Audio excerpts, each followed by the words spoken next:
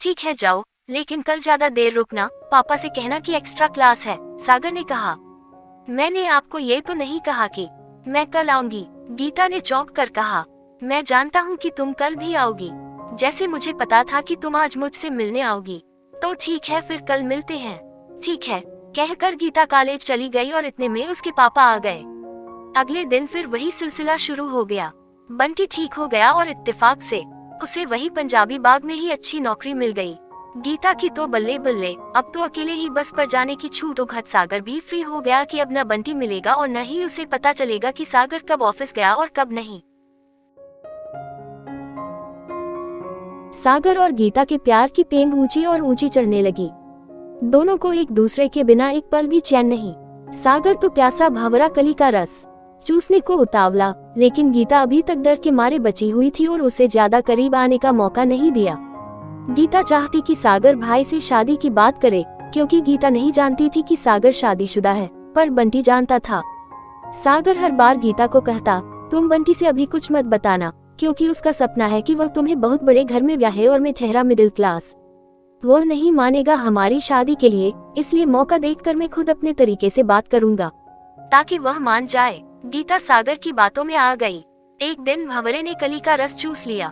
सागर ने प्यार से गीता को बहला फुसला कर उसका कुंवारापन खत्म कर दिया और कर ली अपने मन की पूरी। कुछ दिनों तक ये खेल फिर चलता और एक दिन गीता बोली, सागर ऐसा न हो कि भाई को कहीं किसी और से हमारे बारे में पता चले, इससे अच्छा है कि हम खुद ही बता दें। भाई फिर मम्मी पापा से खुद बात कर लेगा। सागर बोला, गीता अगर तुम मेरी बात मानो तो हम कोर्ट मैरिज कर लेते हैं और फिर मैं आऊंगा तुम्हारे घर और दोनों बात करेंगे। जब हमारे पास कोर्ट मैरिज का सर्टिफिकेट होगा फिर कोई मना ही नहीं कर पाएगा। और सोचो, तुम्हें अगर बच्चा ठहर गया तब क्या कोई तुमसे शादी करेगा? तुम्हें तो तुम्हारे घर वाले मार ही डालेंगे। फिर क्या मैं जी सकूंगा तुम्हारे बिना? मुझे मौत से डर नहीं लगता, बस मेरी छोटी बहन, बूढ़े माँ बाप बेचारे किसके सहारे जिएंगे। इस तरह सागर ने गीता को समझा दिया और वह बेचारी एक दिन घर से माँ के जेवर और कुछ नकदी लेकर अपने सागर के पास चली गई। सागर चलो कोर्ट और अभी इसी समय शादी करके फिर घर चलते हैं, और ये लो पैसे और जेवर, जितना खर्च हो कर लो। सागर इन सब के लिए पहले से तैयार था। उसने अपना परिवार कहीं और शिफ्ट कर दिया था, नौकरी से भी इस्तीफा दे दिया था।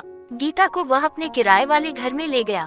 गीता ने देखा कि घर पर कोई नहीं है तो उसने पूछा, सागर माँ बाबूजी और तुम्हारी बहन कहाँ हैं? ये घर खाली खाली क्यों है? ओह गीता, मैं तो तुम्हें बताना ही भूल गया, मुझे दूसरे ऑफिस से अच्छा ऑफर आया है और मैं नौकरी बदल रहा हूँ, इसलिए सारा सामान नए घर में शिफ्ट कराया है। माँ बाबूजी और छुटकी हमारे रिश्ते के चाचा की बेटी की शादी में गए हैं। तुम चिंता मत करो, आज शादी होना मुश्किल है क्योंकि अभी तक हमारी अर्जी पास नहीं हुई, कल हो जाएगी। आज रात तुम यहीं रुको, कल शादी करते ही हम तुम्हारे घर चलेंगे। अभी भी न समझ पाई गीता और सब कुछ सौंप दिया सागर को। 2 दिन बाद कमरा भी बदल लिया। इस तरह सागर कई दिनों तक गीता को बेवकूफ बनाता रहा। इधर शाम को गीता के कॉलेज में न मिलने पर उसके पापा परेशान हो गए। उसकी सहेली से पूछा तो पता चला कि गीता तो पिछले कुछ दिनों से कॉलेज में कम ही आई है, बस शाम के समय बाहर नजर आती थी। उसे एक लड़का छोड़ने आता था। पापा सारा माजरा समझ गए। उन्होंने बंटी को बताया। वे अब मान चुके थे कि कोई गीता को बहला फुसला कर ले गया है। गीता के साथियों से पूछने पर अंदाजा लगाया कि ये सब शायद सागर की बात कर रहे हैं। सागर को फोन मिलाया तो फोन बंद मिला। सागर ने वह नंबर बंद करके दूसरा नंबर ले लिया था। बंटी जा पहुंचा सागर के घर। वहां से पूछताछ की तो मकान मालिक ने बताया कि बीवी को पहले ही मायके भेज दिया था। वो एक लड़की लाया था। 2 दिन बाद उसे लेकर कहाँ गया पता नहीं। लड़की के हुलिये से वे समझ गए कि गीता ही थी। बंटी को अपनी दोस्ती पर अफसोस होने लगा कि उसने आस्तीन में सांप पाल लिया था। Thanks for watching. किरदार कहानी। आगे वीडियो देखने के लिए चैनल को सब्सक्राइब करें। धन्यवाद।